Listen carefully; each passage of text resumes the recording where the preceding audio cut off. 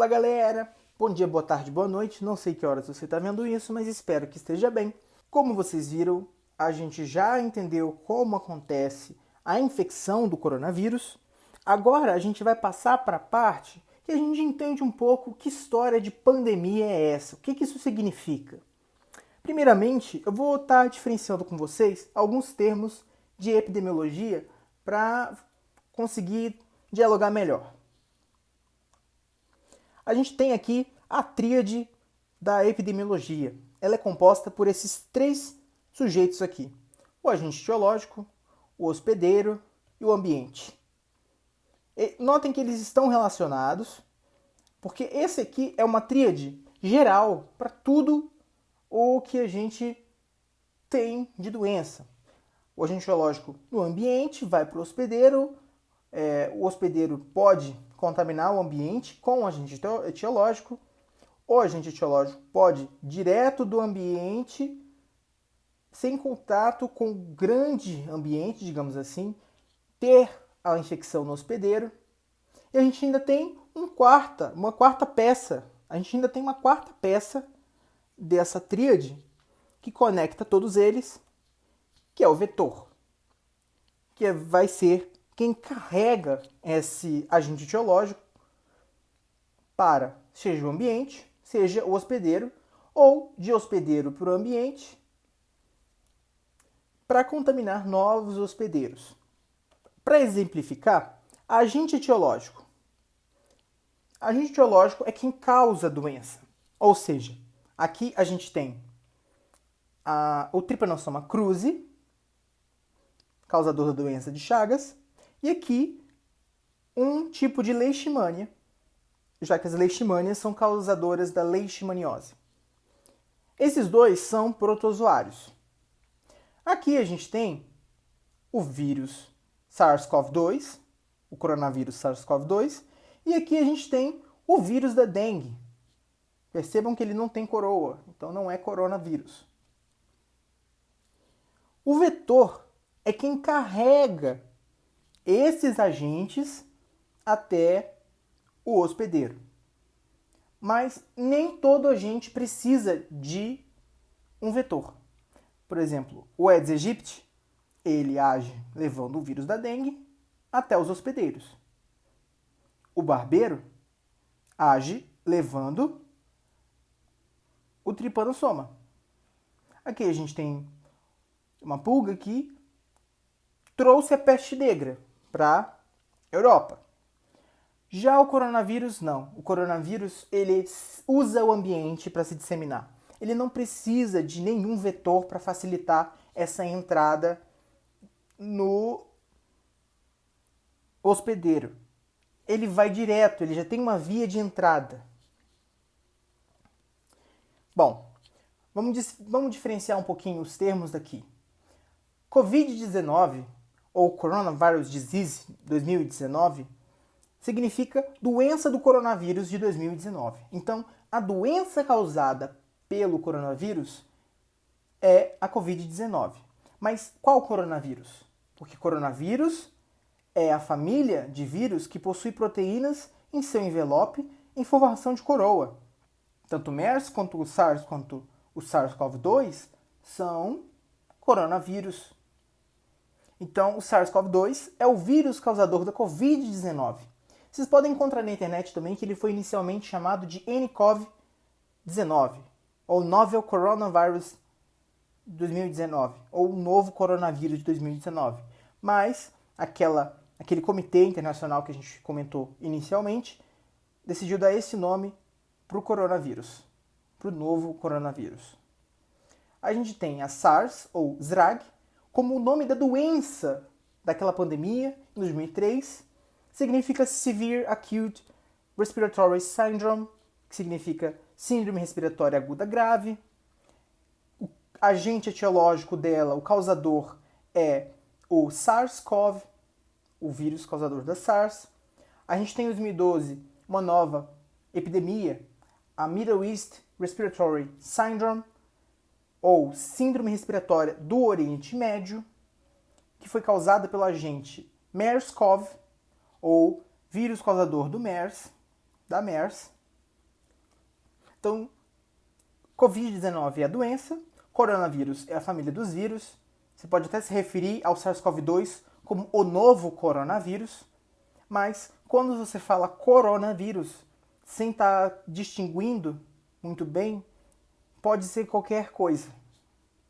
Então, quando a gente está querendo falar do coronavírus, especificamente da Covid-19, é importante dizer novo coronavírus ou SARS-CoV-2. Vamos lá então. Uma endemia é uma doença específica que geralmente está presente em uma comunidade. Então, naquela região, naquele local, tem uma doença que está ali, que normalmente acontece.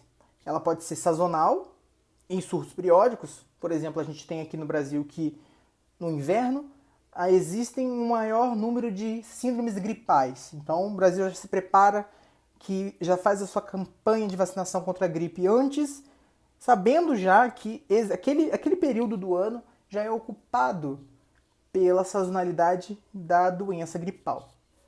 Ou pode ser contínua. Por exemplo, a gente tem malária e doença de Chagas no norte de uma forma contínua.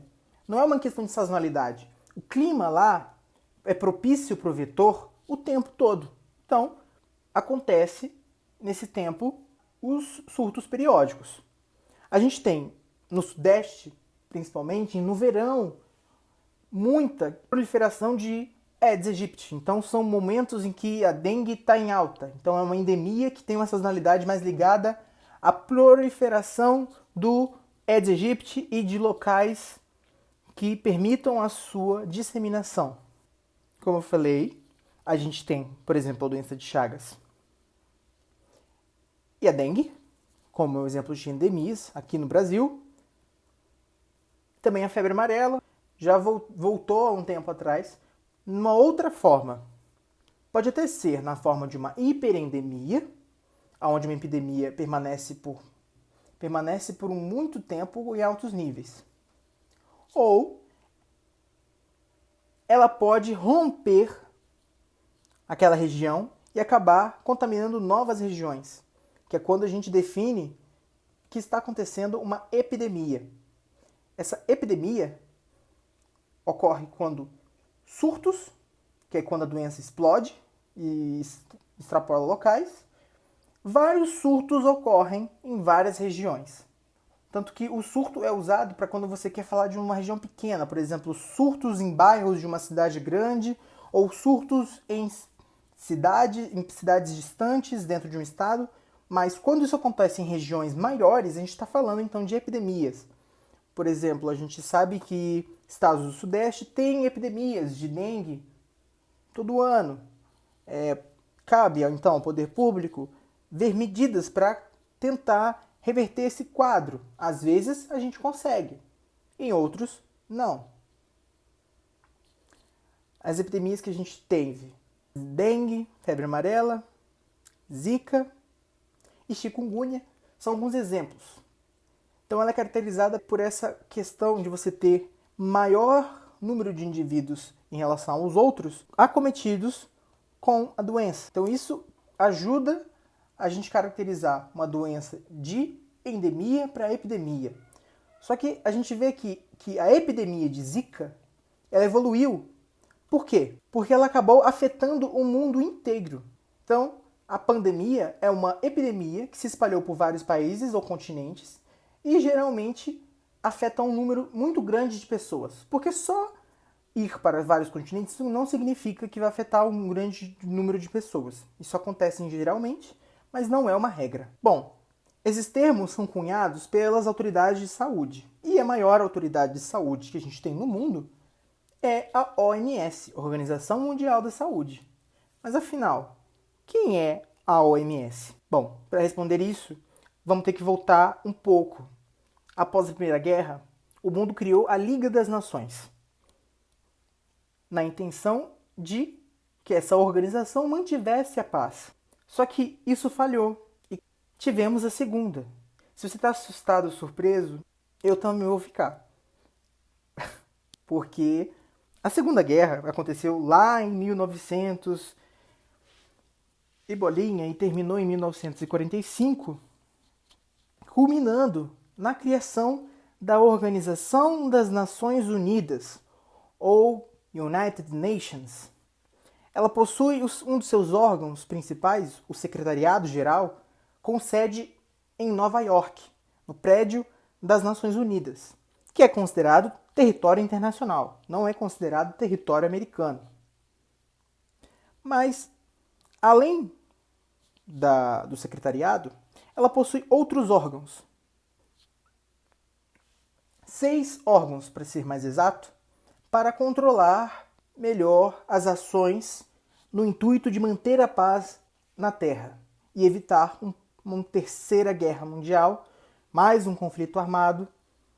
A gente tem o emblema da ONU dourado, simbolizando o Conselho de Segurança.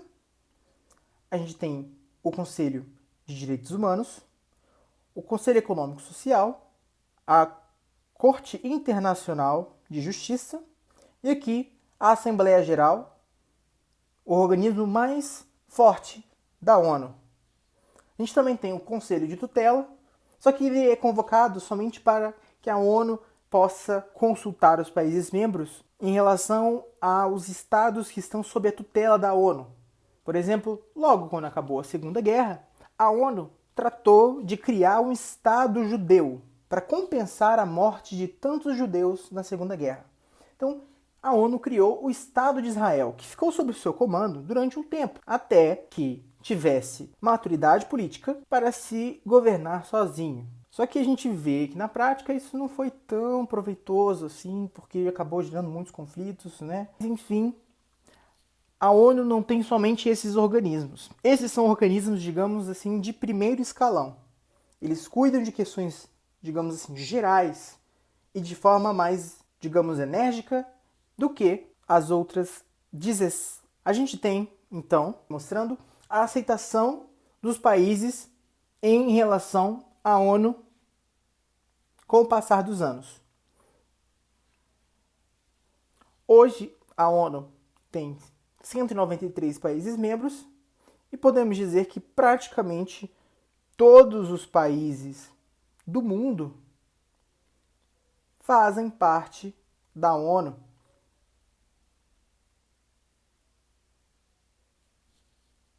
Com raríssimas e poucas exceções. A ONU ela tem 17 organizações especializadas, já que aquelas organizações ali são organizações mais generalistas. Elas tratam de assuntos, mas de forma geral e para resolver um assunto logo. Essas 17 organizações especializadas são temáticas, cada organização cuidando de um assunto. Essas subsidiárias vão desde a Unesco,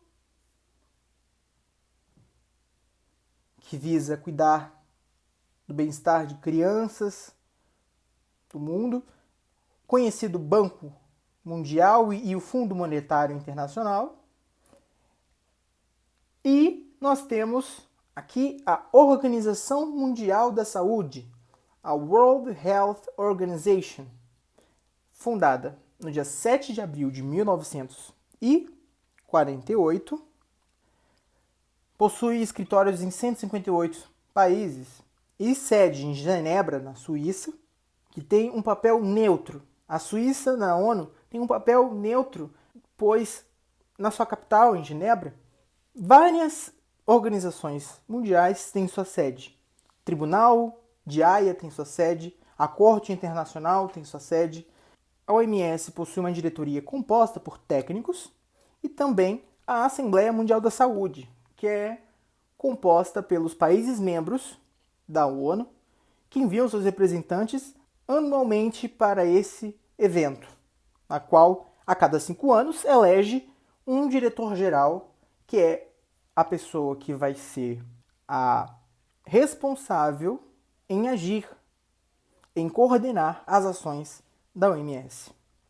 Em 2017, o diretor-geral eleito foi Tedros Adhanom, o primeiro biólogo a ocupar o cargo de diretor-geral. Antes disso, ele já tinha sido ministro da Saúde no seu país, na Etiópia, e ministro das Relações Exteriores.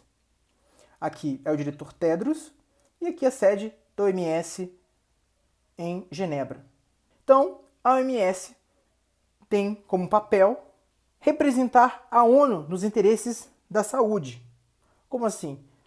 Ela serve, então, para promover o bem geral e a saúde em todos os países, principalmente os países que possuem uma saúde pública frágil e possuem indicadores sociais frágeis também, como, por exemplo, a África.